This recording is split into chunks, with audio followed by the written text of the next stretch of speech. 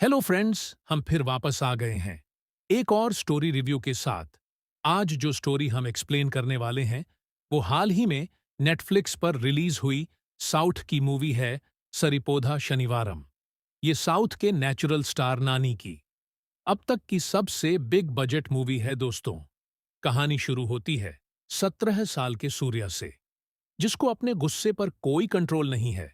उसके पिता उसके हर बात पर झगड़े की आदत से बहुत परेशान हैं और एक रात वो सूर्या की मां से कहते हैं कि वो किसी भी तरह सूर्या को समझाएं कि वो अपने गुस्से को कंट्रोल करे।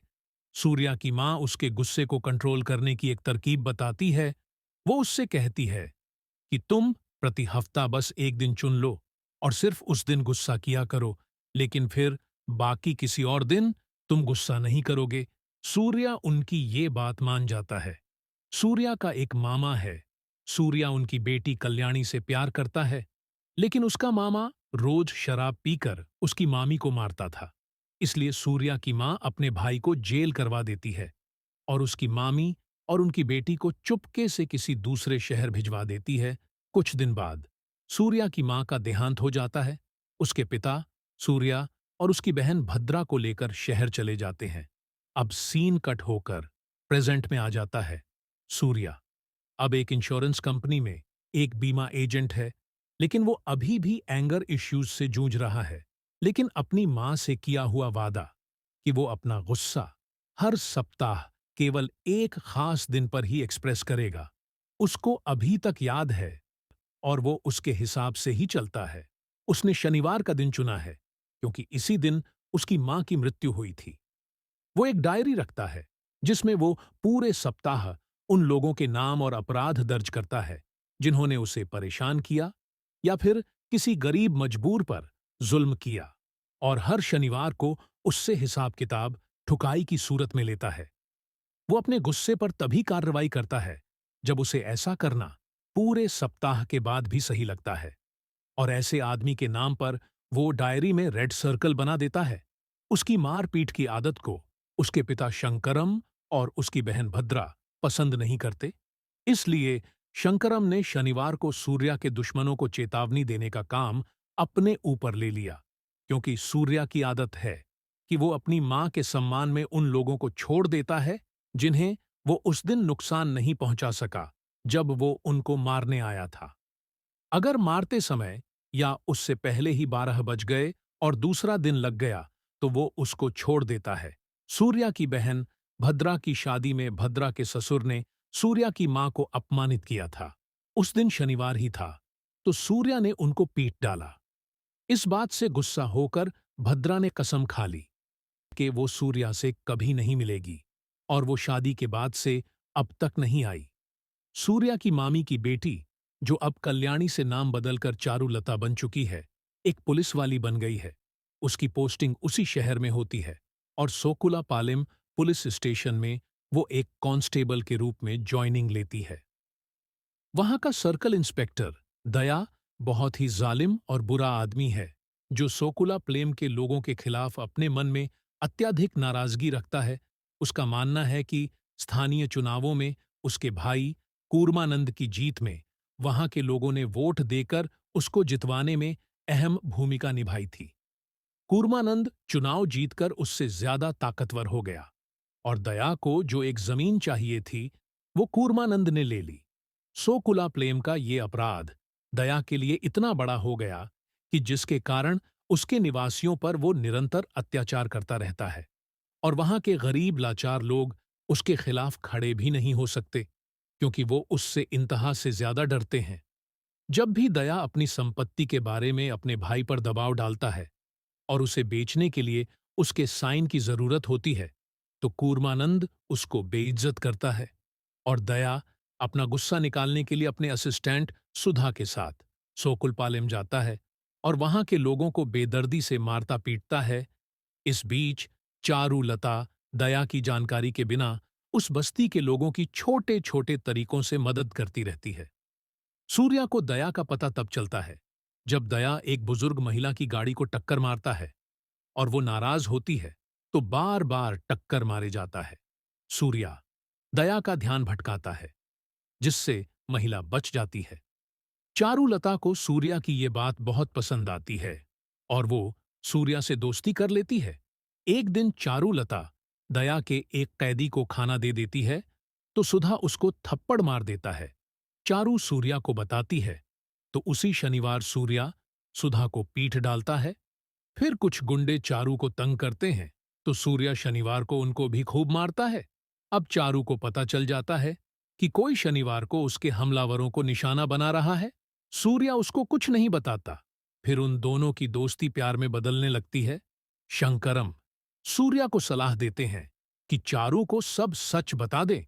उधर दया कूर्मानंद से मिलने जाता है, लेकिन कूर्मानंद उससे नहीं मिलता। इस बात से अपमानित होने के बाद जब दया सोकुलपालेम में एक परिवार को मारता है तो सूर्या उनकी छोटी बच्ची को अस्पताल ले जाता है। चारू सूर्या से मिलकर कहती है कि उसका दिल चाहता है कि शनिवार वाला रक्षक दया को सबक सिखाए। उसी वक्त कुछ गुंडे जिनको पहले सूर्या पीट चुका था उन दोनों पर हमला करते हैं, लेकिन वो शनिवार का ही दिन था तो सूर्या उनकी खूब पिटाई करता है और तब वो चारू को बताता है कि वो ही शनिवार वाला रक्षक है और सोकुल पालेम की जिम्मेदारी लेने का वादा भी करता है। लेकिन वो दोनों चाहते हैं कि बस्ती के लोगों के अंदर का डर खत्म हो जाए, इसलिए वो वहां एक बोर्ड पर लिखकर लगा देते हैं कि शनिवार को बस्ती का ही कोई आदमी दया से बदला लेगा। फिर चारुलता को पता चलता है कि दया और सुधा गुरुवार की सुबह मंदिर में कूर्मानंद की हत्या करने की योजना बना रहे हैं, तो सूर्या कूर्मानंद को एनएलआईसी कार्यक्रम में मुख्य अतिथि के रूप में आमंत्रित कर लेता है। इस तरह कूर्मानंद बच जाता है और तब दया हमले को शनिवार तक के लिए आगे कर देता है। शनिवार की सुबह जब चारू दया को मंदिर ले जाती है तो शंकरम सूर्या की डायरी से इंस्पेक्टर दया का रेड सर्कल में नाम पढ़ लेता है और उसकी प्लानिंग के बारे में समझ जाता है कि आज वो इंस्पेक्टर को मारेगा। और इसी डर से शंकरम सूर्या को नींद की गोलियां खिलाकर सुला देता है। जब सूर्या बेहोश पड़ा होता है तो चारू मंदिर जाते हुए उसको बहुत फोन करती है, लेकिन वो फोन नहीं उठा पाता। चारू की वजह से दया को मंदिर पहुंचने में देर हो जाती है और कूर्मानंद वहां से निकल जाता है। अब दया उसी शाम पब में हमले की योजना बनाता है। इस बीच सूर्या की बहन भद्रा अपने पति के समझाने पर उनसे मिलने आती है, मगर सूर्या के कुछ पुराने दुश्मन उसके परिवार पर हमला कर देते हैं। सूर्या उनकी चीख पुकार से उठ जाता है और उन सबको खूब मारता है और भद्रा को अस्पताल ले जाता है। फिर वो पब जाता है और जैसे ही दया कुर्मानंद को मारने जा रहा होता है, सूर्या एक मास्क पहनकर आता है और उसको रोक देता है। लेकिन फिर वो देखता है कि सामने घड़ी में 12 बज चुके हैं, तो वो वहां से जाने लगता है, मगर तभी वो देखता है कि वो घड़ी तो 10 मिनट आगे है, तो वो वापस आकर दया की खूब पिटाई करता है और फिर वहां से निकल जाता है। उधर भद्रा अपने भाई से मांग करती है कि अगर उनका रिश्ता जारी रखना है तो वह अपने शनिवार के नियम को छोड़ दे। सूर्या मान जाता है और भद्रा के ससुराल वालों से माफी मांग लेता है। हमले में गंभीर रूप से घायल दया समझ जाता है कि सूर्या वापस इसलिए आया था क्योंकि शनिवार का समय अभी बाकी था और तब वो सुधा के साथ मिलकर शनिवार वाले की तलाश में लग जाता है। इस बीच सोकुलपालेम के निवासी आश्चर्यचकित हैं कि उनमें से किसने दया पर हमला किया, लेकिन वो सब बहुत खुश हैं कि किसी ने तो हिम्मत की। इसके बाद सूर्या ने अपने को शक से बचाने के लिए दया के पास जाकर रिपोर्ट लिखवाई कि शनिवार वाले दिन किसी ने उस पर हमला किया और ये कि यकीनन वो शनिवार के रक्षक का ही काम है। उधर कूर्मानंद ये समझता है कि दया उसको मारने नहीं बल्कि बचाने आया था, इसलिए अब कूर्मानंद की दया पर कृपा दृष्टि हो जाती है। दया सूर्या से दोस्ती करता है और लगातार बस्ती से लोगों को लाकर उनको मारता पीटता है और उनको सूर्या के सामने पेश करता है ताकि सूर्या पहचान सके कि मुजरिम कौन है।